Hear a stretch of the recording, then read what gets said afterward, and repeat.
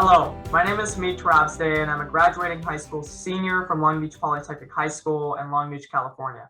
I am an incoming freshman at Brown University, planning to study public health and computer science in the program in liberal medical education, Brown's 8-year combined baccalaureate MD program. To speak about my project, the Ready Teens program, let me start with a few questions. When the earth starts to shake, when the power goes out, when the tornado approaches, when the sea level rises, when the emergency is imminent and your family looks to you, are you prepared to provide for them in this crisis? Imagine you are forced to flee in the face of a fire. Do you have an emergency kit with the supplies to survive if you leave your home? The number of climate-related disasters has tripled in the last 30 years. More than 20 million people a year are forced to flee their homes. According to a recent survey completed by FEMA, less than half of those surveyed have an emergency plan in place or are likely to create one. I represent the Ready Teens program launched within the American Red Cross Los Angeles region. Our goal is to produce lifelong humanitarians. We enable students from diverse communities to be prepared in the face of disasters and stand ready and resilient to serve and lead their community. In this program, Youth Lead Youth. Our mission is to educate and empower youth in disaster preparedness, response, and recovery. Through training families on home fire safety and earning first aid, CPR, and stop the bleed certifications, among many other initiatives, their education has impacted countless others. As we work to equip our youth with life-saving skills and ensure that our most vulnerable communities are prepared, I want you to reflect on your own preparedness and to think about your personal readiness. Let's all seek to embody the ideal role of the citizen in civil society, to embrace values of citizenship, entrepreneurship, charity, and public service. Ready Teens will continue to play its part. Thank you. And we're here. My name is Rachel Davison Humphreys, and we are here with the grand prize winner of the 2022 My Impact Challenge, Hamid Torabzadeh. Hamid, thank you so much for being here. We have to say, as Adam mentioned in his opening remarks, we've known about Hamid since the project opened because he was one of the very first entrants that we had. And we've been following his journey, and we are so grateful that he's able to join us for a couple of minutes in his very busy schedule. So Hamid, why don't you tell us a little bit about yourself? Sure, yeah. So first off, great to be here. Thank you for the opportunity. So my name is Hamid. I'm based in Long Beach, California. I just graduated high school from Long Beach Poly High School, and I'm heading to the East Coast. So I'll be attending Brown University this fall to hopefully study public health and computer science.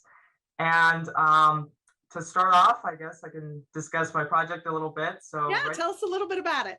Yeah, so Ready Teens was really inspired a lot by my involvement with the Red Cross. So I joined the American Red Cross my freshman year in high school. I saw the club on my high school campus. I was like, this sounds fun. It looks fun. We had some amazing cabinet members that brought me in. And so I got involved with club meetings, got involved with the organization, and the rest is history. So I think my inspiration for the project really stems from, first off, I've always admired first responders a lot. I wanted to be a police officer for as long as I can remember, actually. I was an EMT. I did 911. Yeah, there you go. And, frontline workers always inspired me, especially during COVID. We saw how they put themselves, on the line for others and sacrificing all their time, livelihood, family, even their own health at times to care for patients. And so first responders have always been an inspiration for me. And so I wanted to get more involved with how I can take initiative in my community to alleviate that burden and to be a better citizen. And so I think that's one big piece. Second big piece, I live in Long Beach. We have a lot of environmental injustice issues. And so I talked a lot about equality and justice in my submission. And Ready Teens is really born out of solving a lot of those problems and being able to look at our climate crisis and say, okay, we're increasing in wildfires, our coastline is rising, especially, in Long Beach, we're going to have floods and rising sea levels. So these disasters are going to be much more prevalent. How do we prepare for them? And how do we get youth to prepare for them? And so that's a big piece. And then the other component of environmental justice is this idea that your zip code should not matter in terms of how you're prepared and your livelihood. And so what we're seeing is that the same communities that are the poorest, most vulnerable to those disasters are the ones without the education that they need. And so we're trying to level that playing field. We're trying to bring those vulnerable communities into our program. And our summer program is actually about to kick off in about 10 days in 3 different sites in LA region. So that's very exciting. And so I think those are 2 big inspirations. And then the last thing I want to talk about before I forget in terms of inspiration for the project is really the mentors around me. I think when you're starting a project or you're leading a project, it's really important to find that support base around you. And so I've been very inspired by advisors within the American Red Cross, my teachers at school. And I think that inspiration piece is really important for whatever project you want to get involved with. And I think that's what captured us about your project as well, is that you recognize that there is a lot of latent ability in the young people in these communities to be self-governed in those emergency instances, right? So again, regardless of the zip code, how can we help everyone have the support they need in the event of an emergency, and how can we preempt that by giving them the resources? And it starts with the young people. And so you talked about the coalition you've had to build working with the American Red Cross, I'm sure has had opportunities, but also unique challenges. A huge organization, and so doing work with them is incredibly powerful. And so tell me a little bit about you. In your essay, you talked about equality and justice, but also prudence and courage. So can you talk a little bit about how this project and the project's growth has influenced your understanding of citizenship and your own role as a citizen? Yeah, so prudence was a very interesting principle that I came across, and I liked writing about it since I think our politics and that sphere has become a lot more divided. And so when we have community projects, that builds and unifies communities up. And so I think what citizenship is really about, and what Ready Teens has been about, is just solving problems and bringing people together. And so the essence of citizenship, in my opinion, is being able to find ways to use my passion, your passions, your interests, your skill sets, and your interest in learning, right, to impact others in whatever field that may be. And so, as someone who wants to be a doctor, who wants to go into public health, I thought, look, this is a great learning experience for me, number one, but number two, look at the amount of change we can create in this community that can have long-term impact. And so when we talk about citizenship, there are so many problems around us.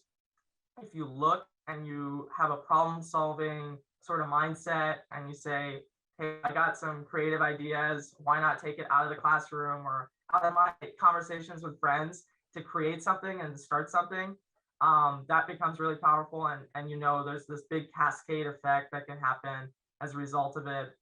And that no action's too small, I think, because if you hold on to the inspiration piece of things, that takes you so far and that inspires so many people. And there's a whole chain of reaction that can come out of that. And so, with Ready Teens, we're doing this in-person program in LA, but during COVID, we expanded nationally. We had online meetings. And so we inspired people all across the country, and we hope to build on that in person nationally too. And so all of that excitement is really behind this model of citizenship and understanding your community and being able to apply specific skill sets to the unique problems that your community faces. And so I think I encourage, building on the advice component I think you're about to ask, I encourage you to really look around you for problems that you think you can solve. And that's actually in the field that I work in, I think a lot about vocation, like what draws young people into the work that they're doing.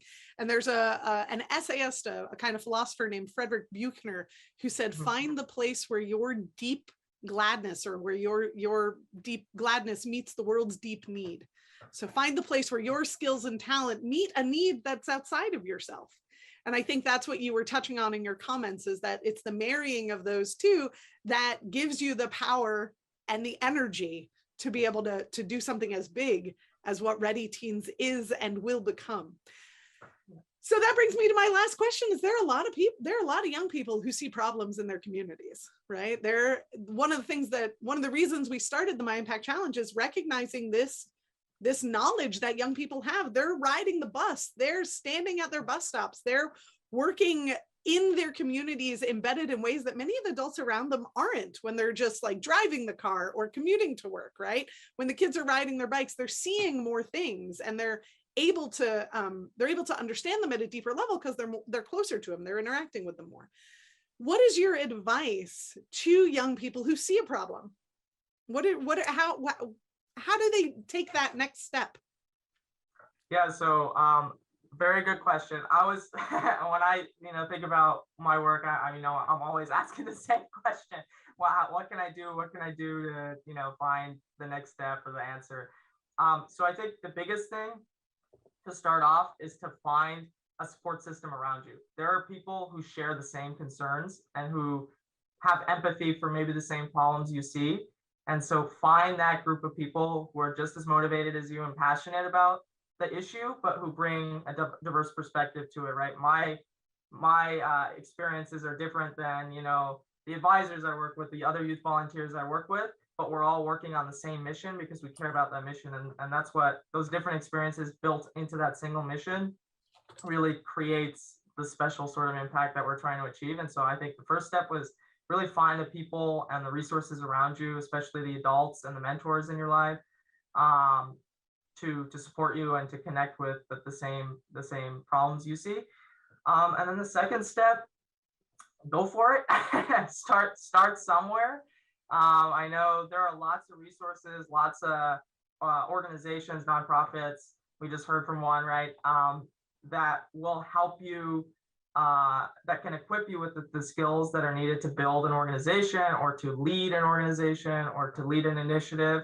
And so take advantage of those resources, the Bill of Rights Institute's resources, any other resources you see in your school or elsewhere, because really it's about change making, and that's not the same process for everyone, right? And it's going to take a different path for every single person.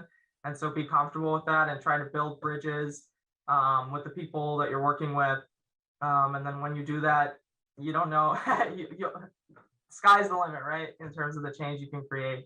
And so I think those are the two big pieces of advice. And then third, don't burn yourself out. We get very attached to certain ideas and we want to be the champions for those ideas.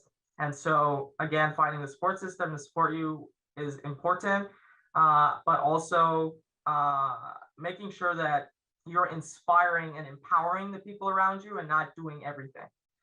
Because when you empower people, you're teaching them to be the leaders in their communities, exactly what Ready Teens does, right? When we educate youth, we want those youth to then be the leaders for the next generation of youth in our own program and in their communities.